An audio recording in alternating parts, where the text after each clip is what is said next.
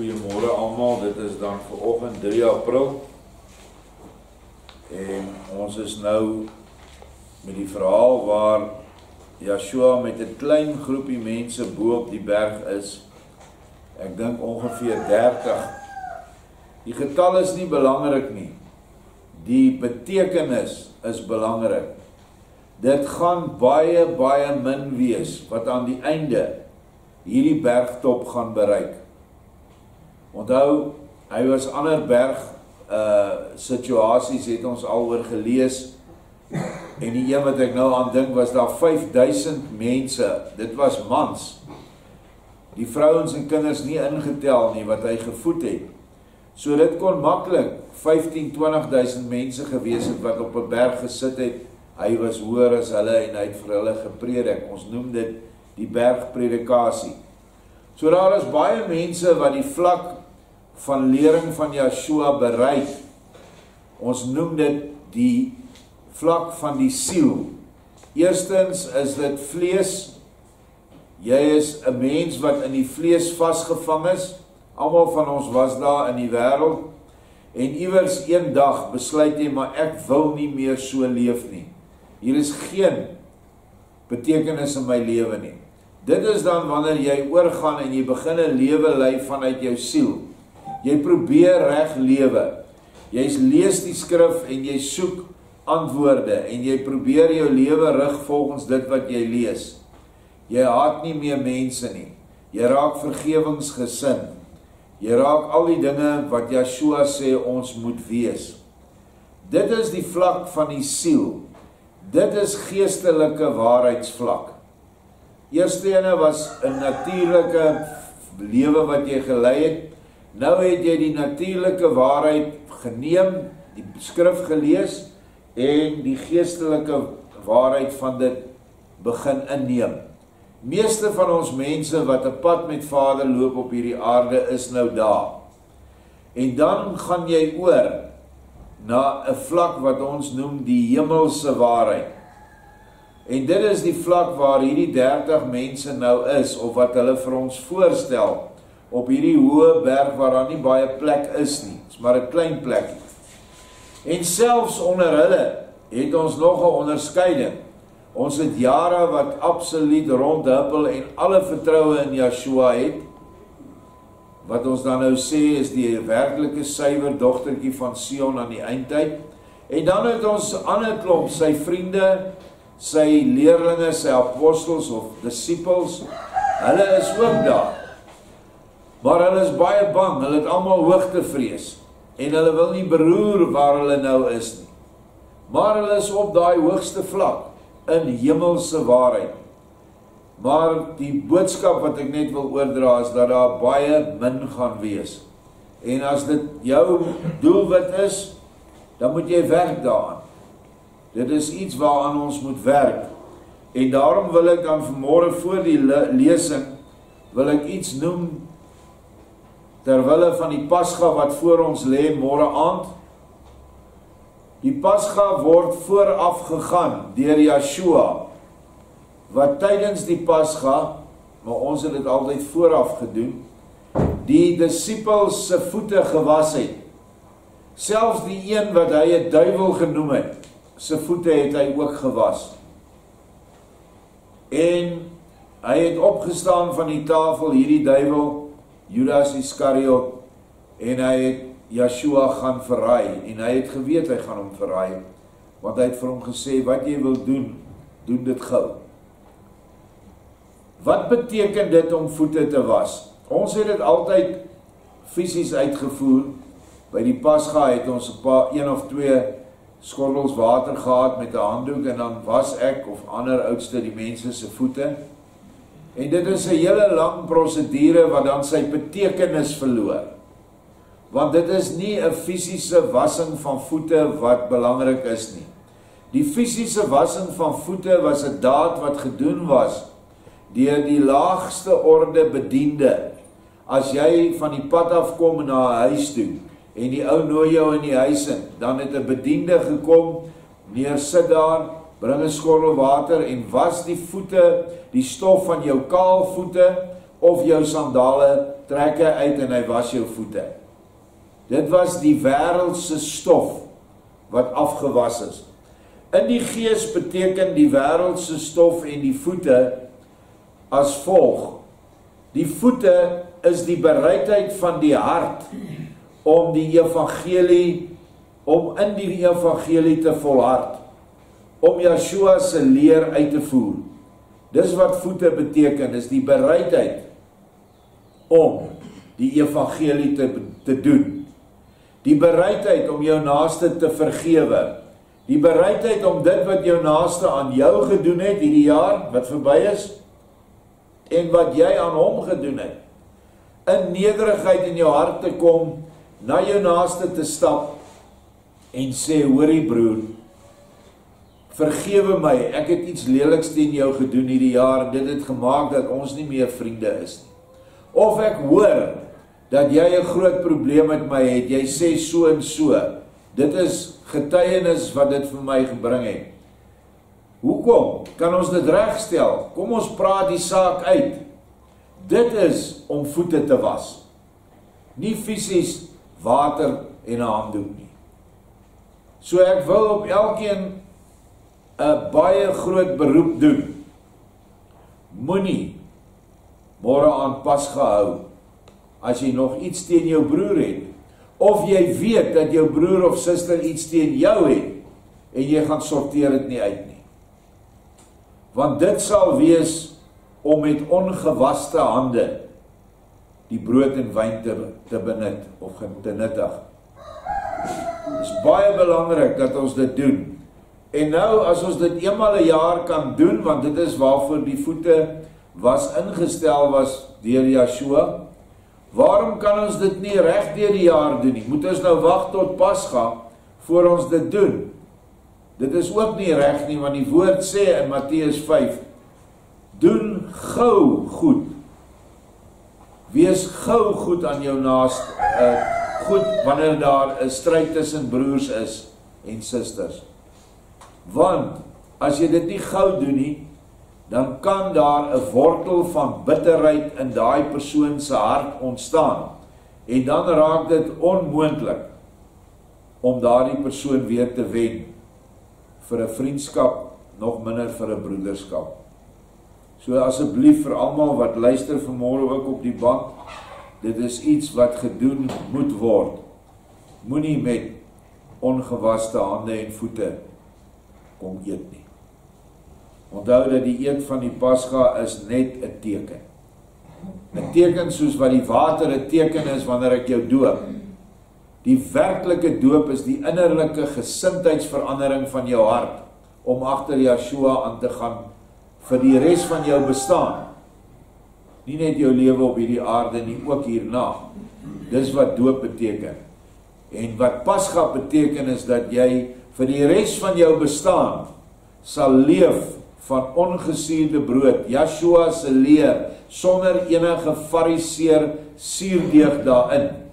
En Yeshua se bloed, die wyn, is sy liefde wat hy vir ons gehad het, dat jy ook daar 'n wilsbesluit neem om jou lewe in liefde te verander en jou liefde vir jou medemens te gee en natuurlik vir Vader ook. Dit is wat Pasga beteken. Nie soos die kerk 'n nagmaal hou in die oggend nie, met keffiebrood.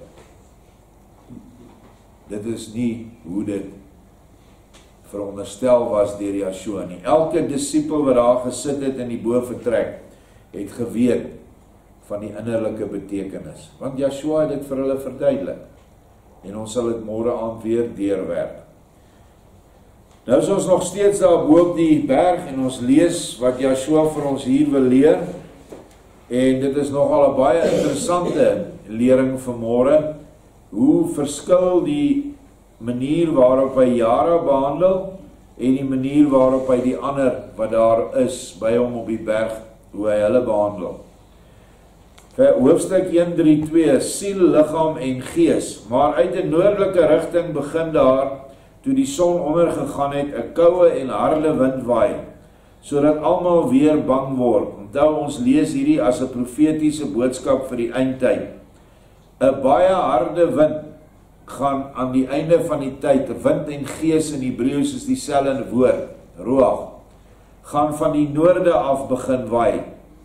En dit gaan 'n koue en 'n harde wind wees, wat ons weet voor ons lê met die dinge wat hy al gesê het gaan geplaas van die derde wêreldoorlog, die groot ster wat hier verbykom, die antichrist wat gaan oorvat oor die aarde. Dis alles die harde koue wind wat voor ons lê.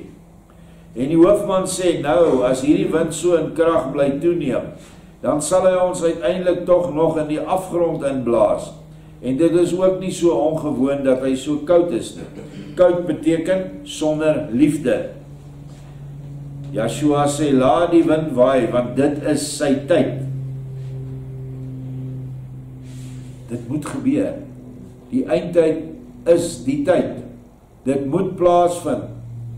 Want Joshua wil nog die laaste paar mense inkry.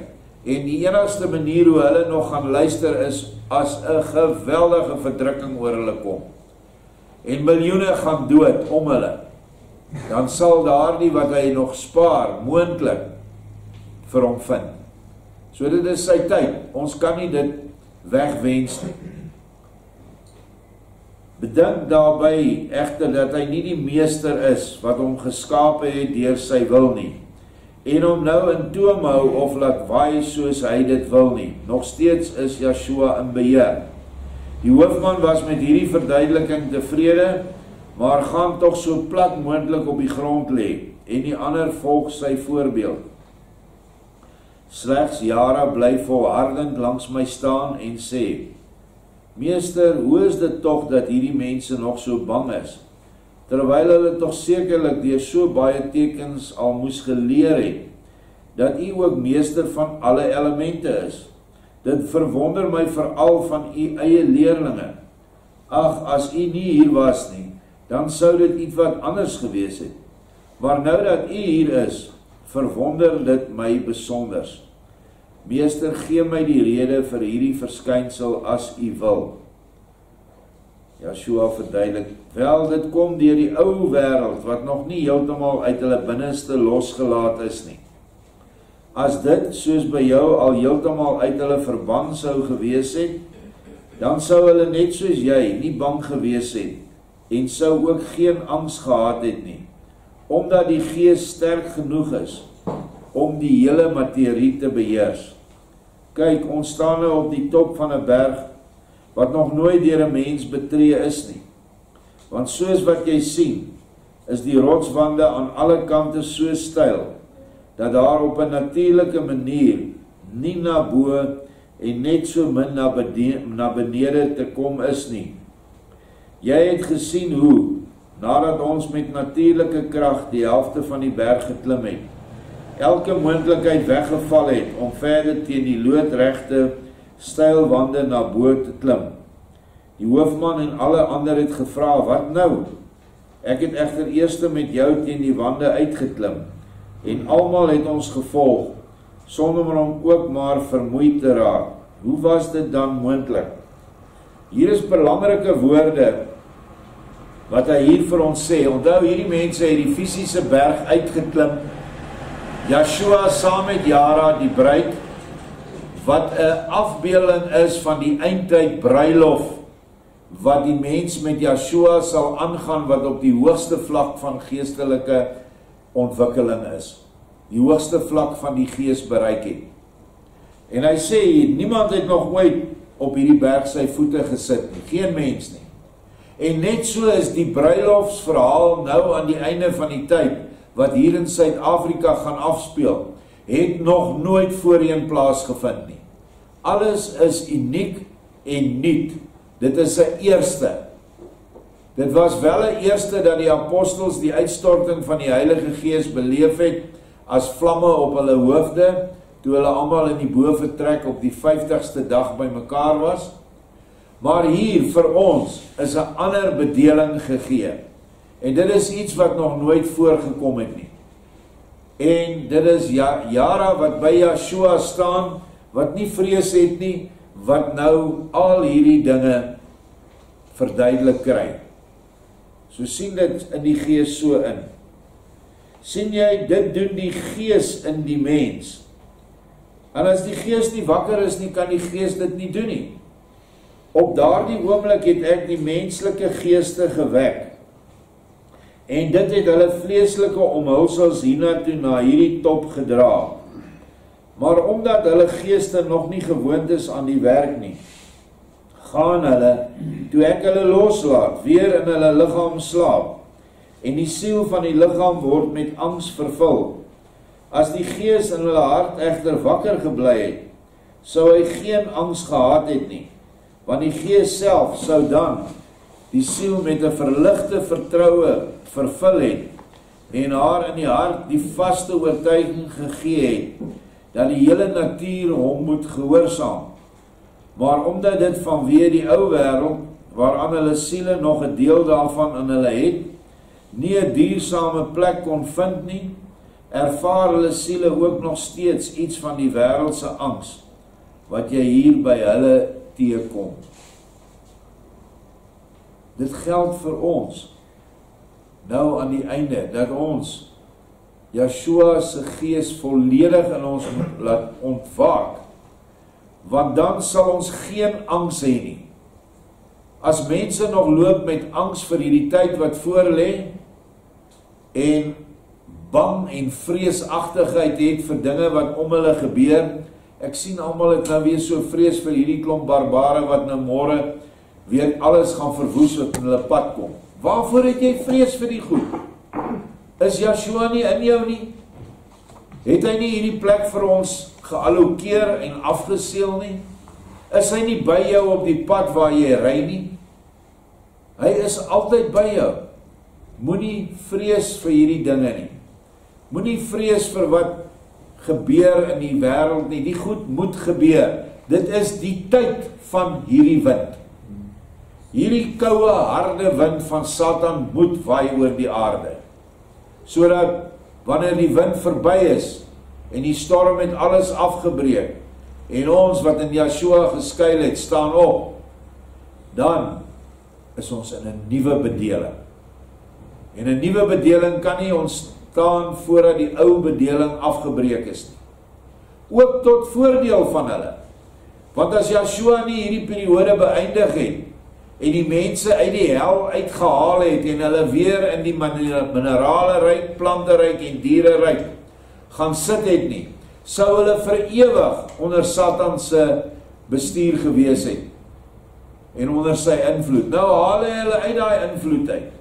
Hulle wou die materie gehad het, nou kry hulle dit sonder 'n vrye wil. Maar hulle siele word dan gereinig oor 'n periode van 1000 jaar op die nuwe aarde, waar die werking van die mens absoluut binne Vader se wil sal geskied. En dan sal maak dat al hierdie sieledele wat in die materie is, in die plante en in die diere, baie vinnig hulle doel sal bereik. So selfs die hel kry voordeel van die 1000-jarige vrederyk. Al is dit in 'n gebomde toestand. So die harde wind moet maar waai. So kom ons lees verder wat hy sê. Die siel van die mens leef of deur 'n verkeerde koers by die vlees, of deur 'n korrekte koers by haar gees, wat altyd een is met Elohim, soos wat die sonlig een is met die son. Leef 'n gees by die vlees, wat in homself dood is, en slegs vir 'n bepaalde tyd, as die liggaam nie beskadig word nie, deur die siel lewe kry, dan word die siel heeltemal een met die liggaam. Die liggaam se lewe kry hy van die siel af. En as die siel te nou verbonde is met die liggaam, dan word dit absoluut 'n materiële siel. Soos wat feitelik die hele wêreld nou is. Alles gaan oor materie. Maar as die siel haar steeds meer op die vleeslike instel, sodat sy uiteindelik self heeltemal vlees word, dan vang ook die gevoel van die vernietiging wat by die vlees hoort haar, En hierdie gevoel is dan die vrees, wat die mense uiteindelik vir alles onbekwaam en kragteloos maak. En hierdie word baie duidelik gesien op 'n doodsbed van iemand wat nog nooit tot bekering gekom het nie. Daar is 'n ontsaglike vrees by die mens om oor te gaan. En hulle klou verbeete vas aan hierdie liggaam, want hulle is bang. Eers wanneer jy op daai doodsbed lê, begin jy agterkom, maar ek het nooit aan my siel gewerk nie. En ek is bang vir waarheen ek gaan. En dit gebeur met siele wat nou nog lekker lewe, en wat die vleeslike als gee wat hy het. Is net daar op die aarde om geld te maak, om genot uit die wêreld uit te kry, of dit in drank is, en of dit in dwelms is, en of dit in vroumense is, of vrouens en mansmense, maak nie saak nie, dit is alles dinge van die vlees. En dan verbind die siel so nou met die vlees, dat wanneer dit swaar gaan, en die moeilikheid en die swaar tye, die harde wind waai oor die aarde, wat baie koud gaan wees, dan word hierdie siele ontsettend angstig. En jy kry dit, ek sien dit op Facebook, ek sien dit op ander dele van mense, hoe angstig hulle word. Hulle is heeltyd besig om bang te wees. Want hulle het nie Yeshua nie, hulle is baie gelowig, hulle quoteer die versies op versies uit die Bybel uit. Maar hulle het nie Yeshua in hulle harte nie. Hulle is nie eers van die mense wat nou plat lê op die grond bo op die berg nie. Hulle is van die wat nog onder is, wat nie opgegaan het nie. Dink nou hoe bevrees hulle moet wees. Kom ons gaan verder. Heel anders, en dit is hoe ons moet wees, gaan dit egter met 'n mens, wie se siel deur 'n regte koers, vanaf sy prille jeug volgens die Gees geleef het.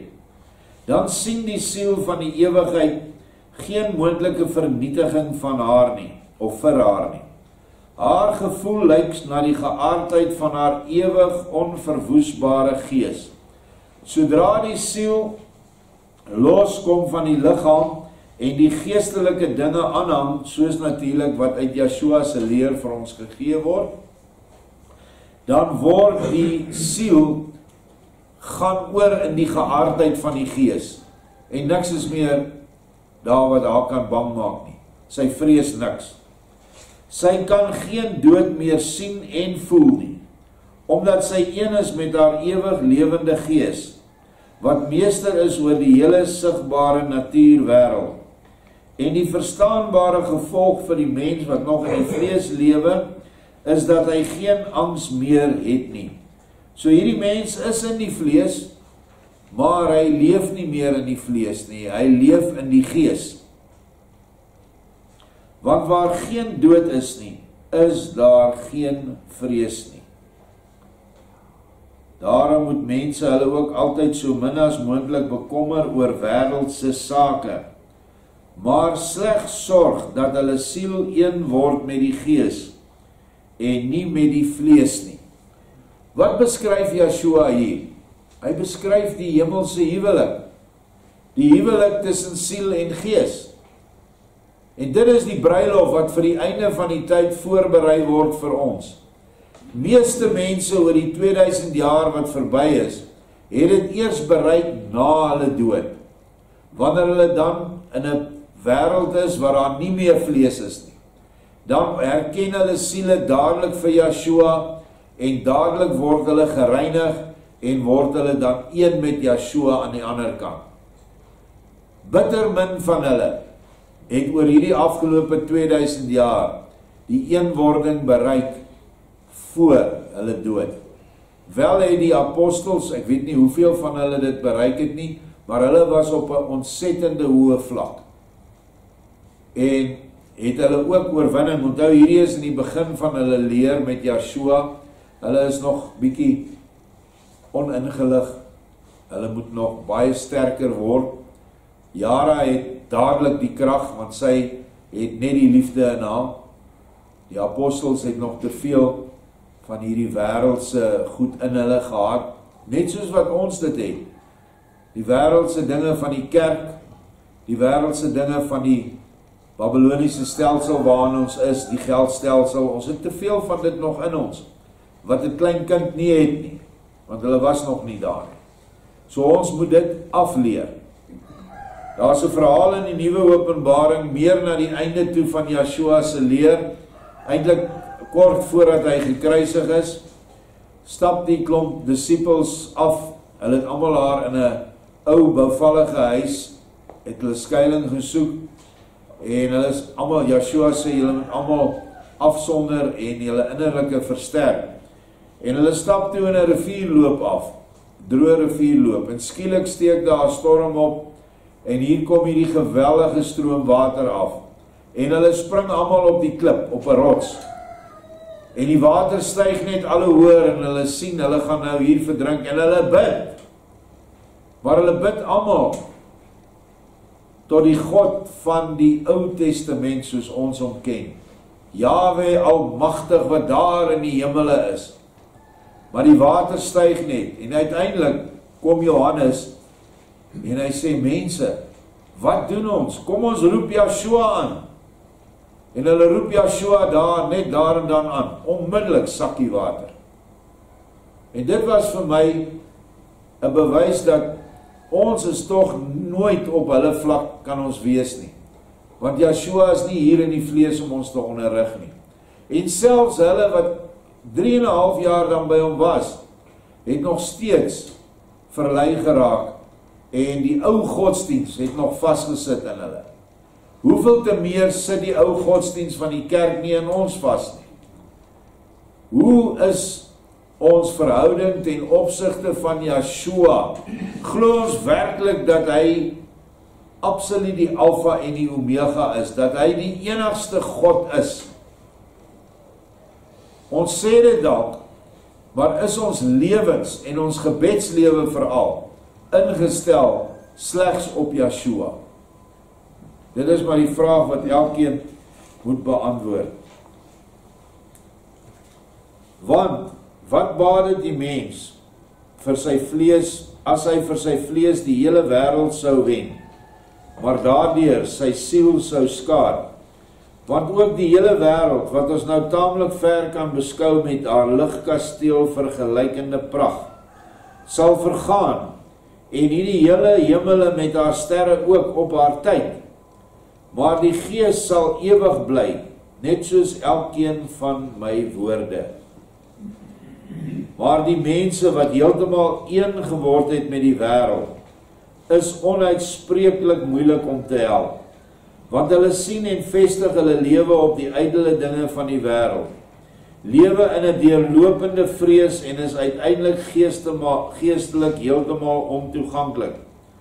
Benader 'n mens hulle egter op die natuurlike of wêreldse weg, dan help 'n mens hulle daarmee nie net glad nie, maar 'n mens werk slegs hulle oordeel en daardeur die dood van hulle siel aan die hand. 'n Wêreldse mens wat dan sy siel wil red, moet homself geweld aandoen en moet begin om soveel as moontlik alle wêreldse sake te verloon. As hy dit met baie vlijt en ywer kan doen, sal hy homself red en tot lewe oorgaan.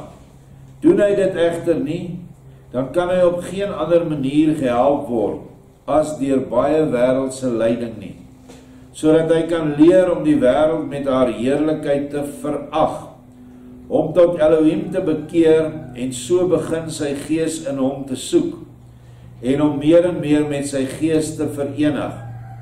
Ek sê vir jou, die geluk van die wêreld is die dood van die siel.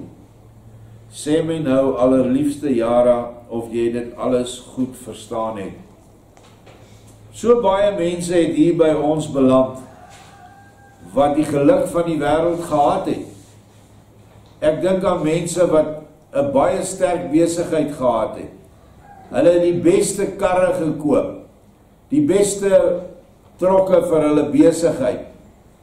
Hulle het plase gekoop, motorfietsse, bote, allerhande goed van die wêreld wat jy nie nodig het nie. Want hulle was versot daarop. Die klere wat gedra was, is al die goed wat wat noem jy dit, labels is, nee.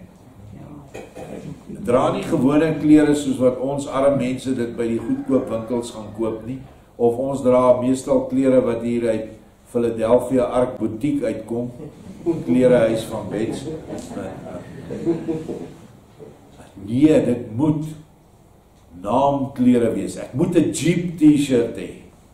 Ek moet 'n dit, ek moet 'n dat. Al hierdie dinge is die dood van die siel. Want jou belang is by verkeerde dinge.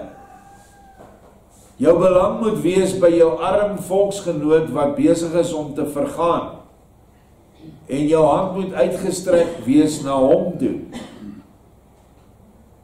So baie, baie belangrik vir ons in hierdie tyd, dat wanneer Vader dit van ons weggevat het en ons beland in 'n sorgsentrum, sê dankie Vader, want U het my nou na 'n volgende vlak geneem, waar hierdie goed my nie meer pla nie. Ek pla nie meer om tweederandse klere te dra, of 'n ander ou skoene, of om saam met mense te eet in 'n gemeenskaplike eetsaal, of saam in 'n gemeenskaplike badkamer te stort of te was nie. Ek is heeltemal gelukkig met my medemens. Inteendeel, ek het nou so lief vir hulle geraak, want ek het hulle nooit geken nie. Ek het gedink, ek het nie skoene nie. Toe kom ek langs 'n ou wat spreekwoordelik nie voete het nie. En hy is baie erger af as ek. Ek het eintlik niks om oor te kla nie. Wat jy nooit sou geweet het as jy nog steeds in jou rykdom geswelg het nie. So dit is maar 'n les vir ons, dat almal wat hierdie berg opgegaan het, alles saam kon vat wat noodsaaklik was. Dit was brood en wyn. Verder niks nie. Hulle het nie met tasse opgegaan soende nie. Definitief nie met ander wêreldse goed nie. Want dit is die pad wat jy loop. Daardie goed moet afval van jou. En dit is gewoonlik nie die goed so seer nie, die goedere nie. Op hierdie plaas is baie goedere, miljoene randse goedere, maar dit is aangewend vir almal se heil. Dit gaan oor die liefde vir goedere. Die liefde vir jou SUV.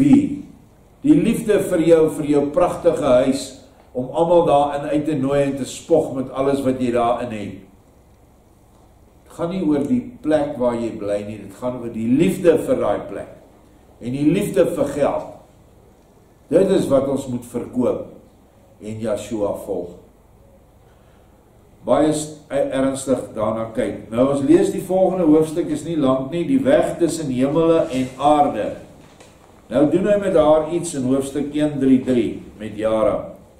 Sy sê, meester, my liefde en my lewe, deur u barmhartigheid het ek alles goed verstaan. Maar dit is treurig dat die mense dit nie insien en kan of wil verstaan nie. O, so sal daar helaas baie dooie siele wees. O meester, maak dat die mense tog die gewyde waarheid sou wil hoor en hulle dan bekeer, want anders sal dit vir my weldra heel saai word om in hierdie wêreld tussen soveel dooies te lewe. Yeshua sê, wees maar gerus, daarvoor het ek tog self in hierdie wêreld gekom. Tot op hede was daar gebrek aan goed begaanbare weë, en die hemele was geskei van die aarde, maar nou sal 'n geskikte en soliede weg aangelê word, en die hemele sal met die aarde verbind word, sodat dit vir almal maklik sal word om op die gebaande weg te loop en om daaroor in die nabye hemele te bereik. Maar by geen mens mag die vryheid van sy wil ook maar in die minste beïnvloed word nie. Van nou af aan sal elkeen, as hy maar wil, die hemele kan bereik, wat tot op hede nie moontlik was nie, omdat tussen die aarde en die hemele 'n te groot kloof bestaan het. Maar weer nou ook aan almal, wat hiervan duidelik in kennis gestel word, en hulle self tog daarvan sal afwend. Hulle sal van nou af aan erger daaraan toe wees, as die oudstes, wat dikwels wil, maar nie kan nie. Verstaan jy dit? Jara sê, meester, ek het alles verstaan. Daar is 'n goeie moontlikheid. Maar alles hang af van die vrye wil van die mens. En dis vandag nog steeds so. Jou vrye wil word geëer deur die Skepper self. Hy sal nooit inmeng met jou wil nie. Die wêreld sien en beproef hy, maar die hemele sien en beproef hy daarenteen nie. En dan kan dit gebeur dat baie die gebaande weg nie sal gaan nie. En dit sal met hulle dan erger wees as tot op hede. Ek sê vir u, o meester, die gebaande weg na die hemele sal deur weinig betree word, want die moeilikste vir die mens is die selfverloning. En dit is om die eie liefde, die ek, af te lê. Of anders te gestel, om jou kruis op te neem. Jou kruis is jou eie ek, en jou medemens te dien, in plaas van waar jy altyd jouself gedien het. En onthou jouself, die selfverloning geld ook vir jou familie. Jy moet jou naaste lief hê soos jouself, is nie net jy alleen nie. Jy moet jou naaste lief hê soos wat jy jou kinders lief het, soos wat jy jou ouers lief het, want hulle is almal deel van jouself. Ons moet mos aan ons kinders en ouers goed doen. Dit is nie 'n wet wat jy enige voordeel van kry nie, dit is hoe die lewe is. Maar jy moet die ander mense net so lief hê, as wat in my geval ek my kleinkinders lief het, wat ek baie lief het. En ek moet die ander kinders ook so lief hê. En as jy dan daaroor begin dink, dan kom jy agter, maar jy's nog ver te kort by Yeshua liefde. Yeshua sê, bekommer jou nie daaroor nie, want die verbeteringsinrigtings sal so omvangryk wees, dat hulle van hier af tot in die hiernamaals uitgebrei sal word. Maar ons geselskap het tesame met ons hoofman tydens ons gesprek ingeslymer. Wat sal ons nou doen? Hierdie verbeteringsskole is as voorbeeld hierdie een waarin julle nou sit. Hierdie is 'n skool vir verbetering. Dit is nie 'n straf, in ons taal is 'n verbeteringsskool waar Belhamels heen gegaan het, waarmee jy niks in die skool kon uitrig nie. Maar hierdie bedoel hy 'n skool waar jy verbeter word. Want gesamentlik kan ons dit doen. Elke mens wat jy mee skuur vandag op hierdie plaas, is deel van die verbeteringsskool se, kan 'n mens se onderwys. Almal onderwys mekaar. En ons doen dit in die liefde. Maar selfs in die hiernamaals is verbeteringsskole, is iets wat die kerk jou nie geleer het nie. As jy die liefde op aarde gedoen het, maar jy het Yeshua nog nie gevind nie, sal jy nie in die hel beland nie. Want die huis van my Vader, sê Yeshua, het vele wonings, waarvan hierdie wonings eintlik feitelik die meeste is verbeteringsskole. So jy word dan na so 'n skool toe gestuur, en daar moet jy kies tussen jou kerk leer, wat hulle vir jou geleer het, en Yeshua, so eenvoudig soos dit. En daar is baie lesings daaroor alreeds gegee, en daar is baie inligting in die nuwe openbaring oor hierdie plekke. Daarom moet ons ook bid vir hulle wat gesterf het, en wat nie genoeg lig op aarde bymekaar gemaak het, om in die hoogste hemele te kom nie. Iewers in hierdie groot uitgestrekte hemele, is hulle waar hulle lig moet kry. En ek en jy kan vir hulle direkte lig stuur. Ons kan hulle naam in ons gebed noem, onmiddellik hoor hulle, en ons kan vir hulle sê, kom net by Yeshua uit, hy's alles. Of as dit nog iemand was wat in die kerk is, kom by Jesus uit. Want in die hiernamaals is daar mense wat al 2000 jaar of 1700 jaar gewoond was aan die naam Jesus. En die engele kom ook na hulle toe in die naam van Jesus. En geleidelik, as hulle die begrip van die verlosser verstaan, sal hulle ook sy ware naam begin leer. En daarom is dit belaglik van mense wat so aan die einde van die tyd vir al ons Israeliet broers hier in Suid-Afrika, jy moenie eers daai naam noem nie, dan word hulle beserk van kwaadheid. Hoe gaan jy vir Vader aan die ander kant kan werk? Sê nou maar, jy is nou een van die ligwesens wat aan die ander kant toe gaan, wat getaak word deur Yeshua, gaan asseblief na daai man toe, wat 1000 jaar gelede geleef het, daar iewers op 'n plattelandse dorpie, maar hy is mislei deur die Romeinse kerk van daai tyd. Gaan bewerk hom. Dan moet jy in die grootste liefde na daai persoon toe gaan en waarneem waar hy staan. En van daar af moet jy hom verder lei, sodat jy 'n waardige diensknegt van Yeshua gaan wees. Maar jy kan nie met hoogmoedshouding daar kom nie, dan hoort jy nog self in 'n verbeteringsskool. Of in die hel. Yeshua, meester sê, Jara, dit sal u wel die allerbeste weet, wat nou te maak met die ouens wat slaap. Yeshua sê, ja wel, jy het gelyk, daarom laat ek hulle ook slaap. En hulle sal in die droom sien wat jy in werklikheid sal sien. Kyk, weldra sal jy die hemele geopen sien en al die engele sal ons dien. Môre sal hierdie berg na die ooste toe 'n maklik beklimbare helling kry. En ons sal almal op 'n nuwe natuurlike weg van hier na benede, na Genesaret kan gaan. Let daarom goed op die tafereel, wat hom voor jou oë sal ontvou. Na hierdie woorde van my hef Jara haar oë na bo en kyk 'n oomblik na die helder sterre hemel. Toe daarna lank gekyk nog niks te sien was nie, sê sy met 'n lieftallige stemmetjie: Meester, my lewe en my liefde, daar is nog steeds niks te sien nie. Vertel my eers hoe dit dan daar sal lyk, sodat ek, as daar 'n verskynsel hom voordoen, kan weet of dit by u voorspelling hoort of nie.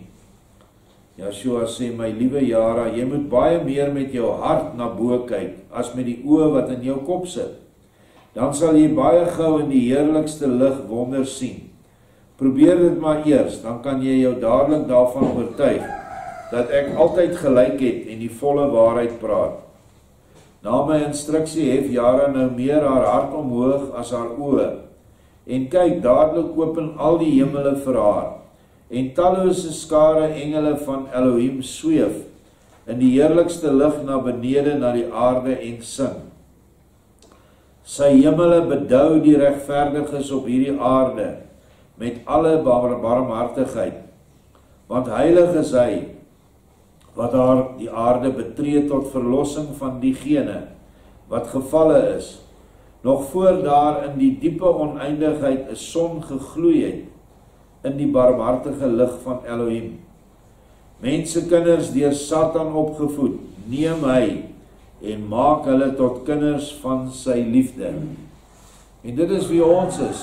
Ons is deur Satan die wêreld opgevoed. Nie in satanisme nie, maar in liefde vir die wêreld. Ek onthou toe ons in die skool was, toe hulle met beroepsvoorligting na ons toe kom, wat wil jy gaan word?